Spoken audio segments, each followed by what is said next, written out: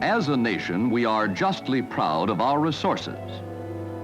The people who produce our food, the towns and cities where they live. In event of war, enemies may attempt to destroy or disable our people and our production by striking directly at the civilian population.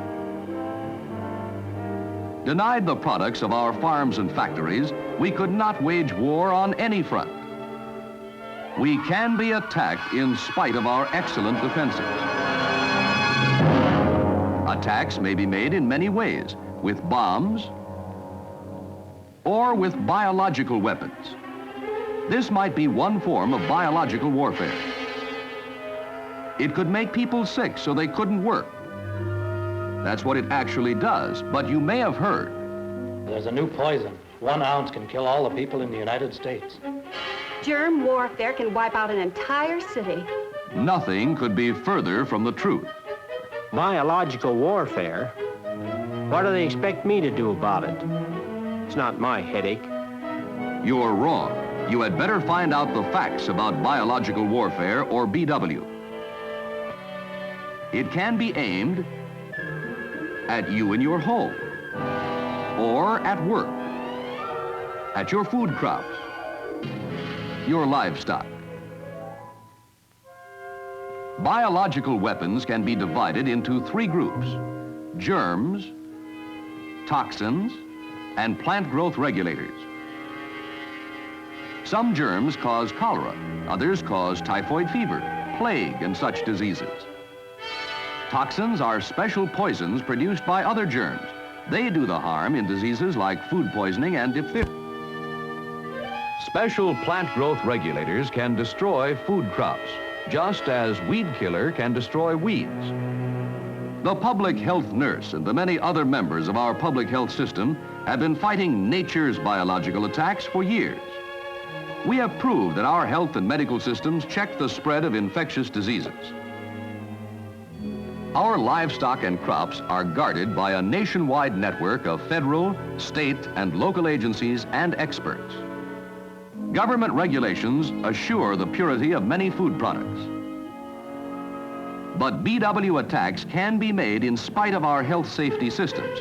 Aerosols containing disease germs could be used. These aerosols could be spread over large areas. Submarines could release aerosols near coastal cities. Specially designed germ-carrying bombs could be dropped. Enemy agents could contaminate the city water supply. How can we protect ourselves from BW attacks? Keep yourself and your family clean. Don't help germs by making things easy for them. Germs have trouble living in clean places. Enroll in a Red Cross home nursing course. Then if sickness does come to your home, you'll know what to do. Always report sickness promptly. And doctor, Mary's temperature is over 100. Good morning. Here's the news.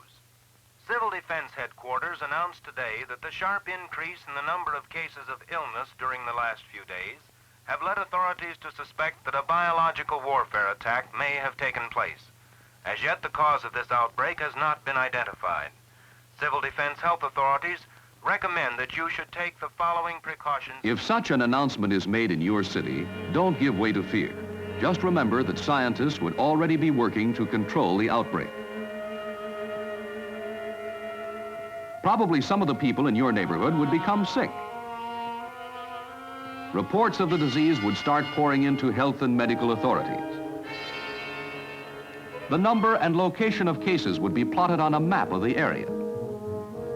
Scientists would go to work immediately to identify the cause of the disease. Meanwhile, the outbreak would take on a definite pattern.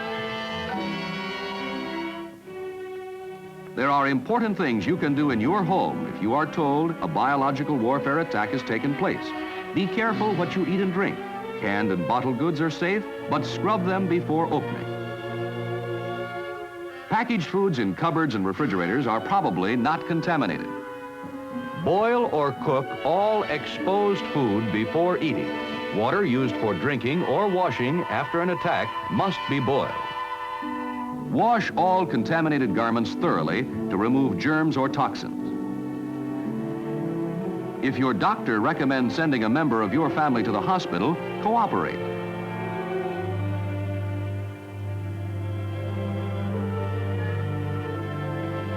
Local health and medical authorities would distribute instructions so that the outbreak of the disease could be controlled.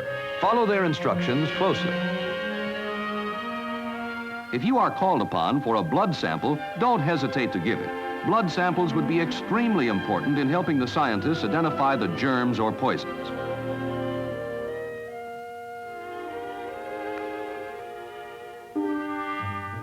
Health and medical authorities would identify the cause of the disease as soon as possible.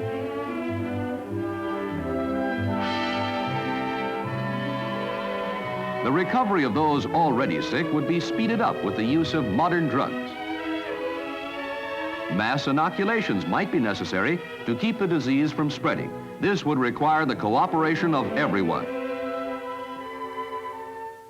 Remember, VW attacks can be made against food crops, livestock, and people. Our health and medical systems are the foundations of our defense against biological warfare. Our food supply is guarded by a nationwide network of federal, state, and local agencies and experts. If we are attacked with biological warfare, health and medical authorities will tell you what to do so that the disease could be brought under control. Cooperate with the authorities. Above all, don't listen to scare talk, rumors, or myths. Get a copy of this official booklet at the first opportunity. Read it and remember it. Do your part, and we can successfully combat biological warfare.